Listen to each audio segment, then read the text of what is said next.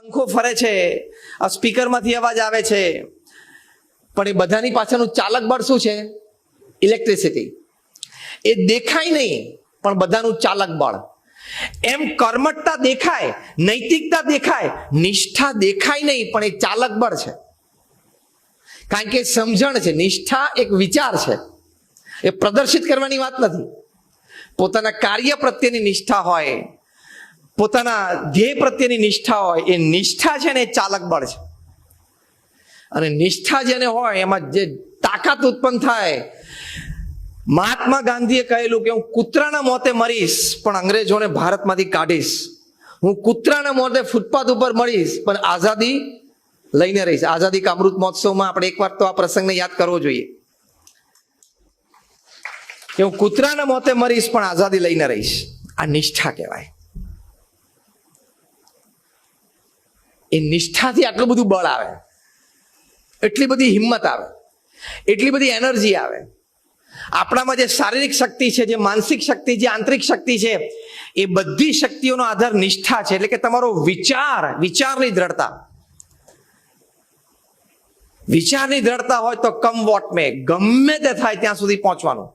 વચ્ચે દિવાલ આવે તો દિવાલ તોડવાની, પર્વત આવે તો પર્વતને ખસેડવાનો. હમણાં આ વખતે જેને આગલા વખતે લગભગ પદ્મશ્રી એવોર્ડ મળ્યા, એમાં ત્યાં અરુણાચલ પ્રદેશની એક વ્યક્તિને પણ મળ્યો પ્રદેશ, વન મેન શો. એના ગામમાંથી કોકને તાલુકા પ્લેસ ઉપર કોઈ હોસ્પિટલમાં, એના ગામમાં તો કોઈ હોસ્પિટલ હતી નહીં, પણ તાલુકા જગ્યા ઉપર એક હોસ્પિટલ હતી. તો ગામમાંથી કોઈ હોસ્પિટલ જવું હોય ને તો આખો એ પર્વત ફરી અને નીચે ખાડીમાં ઉતરી, વેલીમાં ખીણમાં ઉતરી અને પાછું પેલી બાજુથી પર્વત ઉપર ચડી અને ત્યાં થાય. એટલે કોઈ પેશન્ટને જવું હોય ને તો એને લઈ જતા 4 કલાક થાય. એને ગામવાળા પાસે વિચાર રજૂ કર્યો કે આપણે આ પર્વતમાંથી રસ્તો પાડી દઈએ તો. એટલે આપણા બધા બેઠા હતા આપણા જેવા. કયા અમે પહેલા વાત કરીએ?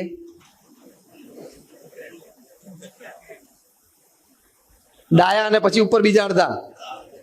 એ કે પર્વતમાંથી તો કઈ રસ્તો નીકળે? સરકાર કરી શકે, આપણાથી ના થાય. અને સરકારના પ્રોજેક્ટમાં અહીંયા કોઈ મોટો રસ્તો નથી, 4 લેનનો 8 લેનનો, તો એ બોગદું પાડે. આપણે ક્યાંથી થાય? કે આપણે બધા રોજ સવારે ખેતીમાં 4 કલાક જઈએ, પછી 12 વાગે હથોડીને છીણી લઈને આવવાનું, આપણે રસ્તો પાડી દઈએ. એટલે બધાએ શું કીધું કે આ માણસ ગાંડો છે. કોઈ તૈયાર ના થયું એટલે કીધું હું કરીશ. અને રોજ 6 થી 8 કલાક છીણીને હથોડી લઈને બેસે. કોક વખત વળી બીજું કંઈક મોટું સાધન વાપરતા હશે, પણ કોઈ મશીનરી નહીં. હા, બધું હાથથી ઉપયોગ કરી શકે એવું સાધન. અને 4 થી 5 વર્ષમાં એણે પર્વતમાં બોગદું પાડ્યું. આજે ગામના કોઈ પણ વ્યક્તિને તાલુકાની હોસ્પિટલમાં જવું હોય તો ફક્ત 20 જ મિનિટ થાય છે, 4 કલાકના બદલે. આને શું કહેવાય? નિષ્ઠા કહેવાય, કાર્ય નિષ્ઠા. કે ગમે તે સંજોગોમાં, ગમે તે ભોગે, કોઈ પણ હિસાબે મેં નક્કી કર્યું છે એટલે કરવાનું. આની માટે એક બહુ જ સરસ વિચાર એ છે કે કાર્ય નક્કી કરતા પહેલા, ધ્યેય નક્કી કરતા પહેલા તમે 100 વાર વિચાર કરો કે આનું પોઝિટિવ શું, નેગેટિવ શું, પ્રોસ કોન્સ શું, આમાં લાભ શું, ગેરલાભ શું, આમાં ક્યાં નુકસાન જઈ શકે, ક્યાં લાભ છે, એનો 100 વાર વિચાર કરવાનો. પણ 100 વાર વિચાર કર્યા પછી તમે કાર્ય નક્કી કરો કે હવે કરવું છે, પછી 100 વિઘ્ન આવે ને તો પણ ઉભા નહીં રહેવાનું. આ મહાપુરુષોના જીવનમાંથી તમને જોવા મળશે. કાર્ય શરૂ કરતા પહેલા કાર્ય બાબતના 100 વિચાર કરી લેવાના. કારણ કે ભગવાન આપણે બુદ્ધિ આપી છે, બુદ્ધિનો ઉપયોગ કરી લેવાનો, પ્રોઝ એન્ડ કોન્સ બધું વિચાર લેવાનું. પણ એકવાર નક્કી કર્યું કે આ કામ કરવું છે, એમ નક્કી કરો કે નથી કરવું તો પછી પતી ગયું, તો છોડી દીધું. પણ નક્કી કર્યું કે કરવું છે, પછી એમાં 100 વિઘ્ન આવે ને તો પણ ઊભું નહીં રહેવાનું. 100 વિઘ્ન આવે તો પણ ઊભું નહીં રહેવાનું. એને એક શબ્દમાં આ પ્રક્રિયાને વર્ણવી હોય તો એ શબ્દ છે નિષ્ઠા.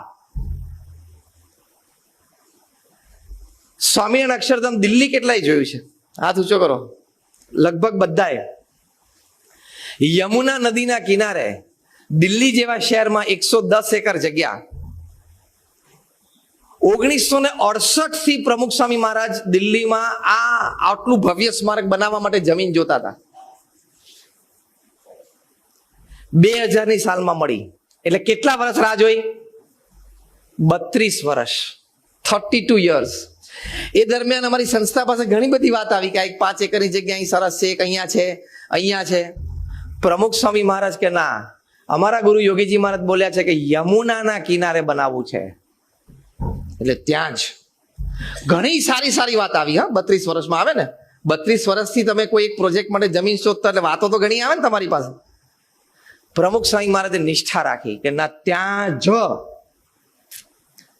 અને નિષ્ઠાના બળે 32 વર્ષ સુધી એ જજુમ્યા. વિશેષ વ્યક્તિ અને મહાપુરુષોના જીવનમાં એટલે એમના જીવન ચરિત્રો લખાતા હોય. આપણે કદાચ આવું કંઈક કામ માટે નીકળીએ, 2-4-6 મહિના થાય, લોકો નહીં ગમે, આમાં નહીં ફાવે, આમાં નહીં જામે, બીજું કંઈક સારી હોય, સારું ત્યારે ચલો ત્યાં કરી નાખીએ.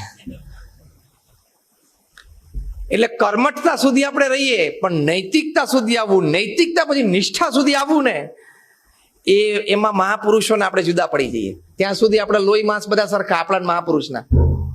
પણ નૈતિકતા અને નિષ્ઠાની વાત આવે ને, ત્યાં સામાન્ય માણસ જે 99.9999999 પૃથ્વી ઉપર છે, જે 0.0000001% છે ને, એનામાં આપણામાં અહીંયા ફેર પડી જાય.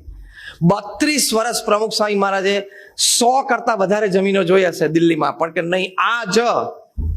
અને ત્યાં 2000ની સાલમાં મળી. પ્રમુખ સ્વામી મહારાજની ઉંમર એ વખતે 80 વર્ષની. પ્રમુખ સ્વામી મહારાજે સંકલ્પ કર્યો કે 5 વર્ષમાં પ્રોજેક્ટ પૂરો કરવો છે. In 5 years. કોઈ બહુ મોટા બિલ્ડર કે ડેવલપર મળે અને પૂછજો કે 110 એકરની જગ્યા દિલ્હી જેવા શહેરમાં યમુનાના કિનારે non residential, non commercial project, RCC નો નહીં, પથ્થરનો, એને 5 વર્ષમાં પૂરો કર્યો હોય, 110 એકર જગ્યા ડેવલપ કરી હોય, બાંધીને વેચવાનું નહોતું. આ non residential, non commercial project. એટલે જેટલું અંદર નાખો એ બધું અંદર દબાઈ જવાનું હતું. જેટલું કઈ પૈસો નાખો એ બધું અંદર દબાઈ જવાનું હતું, વેચવાનું નહોતું. આખા પરિસરની ડિઝાઇન થઈ. એટલે જે પથ્થરના બાંધકામની ડિઝાઇન કરતા એવા સોમપુરાએ કીધું કે સ્વામીજી, આ પ્રોજેક્ટ પૂરો થતા, કારણ કે સોમપુરા હજારો વર્ષોથી ભારતના મંદિરોના ડિઝાઇન કરે, 35 વર્ષ થાય. પ્રમુખ સ્વામી કે મારે 5 વર્ષમાં પૂરું કરવું છે. બધાએ કીધું કમિટીમાં કે 35 વર્ષ થશે. સ્વામી કે ના, 5 જ વર્ષમાં પૂરું કરું. આ નિષ્ઠા. નિષ્ઠામાં કેટલી તાકાત હોય. સોમપુરાએ કીધું કે પ્રભુ સ્વામીને તમને 2000 કારીગરો પણ નહીં મળે પથ્થરના કામકાજના, એટલે 35 વર્ષ કહું છું. પ્રમુખ સ્વામી કે 5 વર્ષમાં પૂરું કરવું તો કેટલા કારીગર જોઈએ? તો કે સાઇટ ઉપર 4000 જોઈએ, બીજા જગ્યાએ જોઈએ, ઘણા કારીગરો જોઈએ, પણ એટલા કારીગરો છે જ નહીં. પ્રમુખ સ્વામી કે 5 વર્ષમાં પૂરું કરવું જ છે. હવે તમે મારી ઉપર છોડી દો. આ એમનો સંકલ્પ 80 વર્ષની ઉંમરે. જયારે આપણાથી બહુધા 80 વર્ષના કુક હોય ને, બીજાને થાય કે હવે ભલે આવતી પેઢી કામ કરતી, આશીર્વાદ છે, દોડો. આ કર્મઠ મહાપુરુષનું જીવન ચરિત્ર છે. પ્રમુખ સ્વામી મહારાજે સંતોને રાજસ્થાન મોકલ્યા, ઓરિસ્સા મોકલ્યા કે તમે કારીગરોને મળો. અને કારીગરોના કાકા હોય, ભાણિયા હોય, ભત્રીજા હોય, ભાઈ હોય, એ લોકોને આ કામ ના મળતું એટલે પછી ગામમાં ચાની દુકાન ચાલુ કરી દીધી હોય, લારી ચાલુ કરી દીધી, કરિયાણું ચાલુ કરી દીધી. એ બધાને ભેગા કરો. એના લોહીમાં તો આ છે જ. આપણે એને 6 મહિનાની ટ્રેનિંગ આપશું.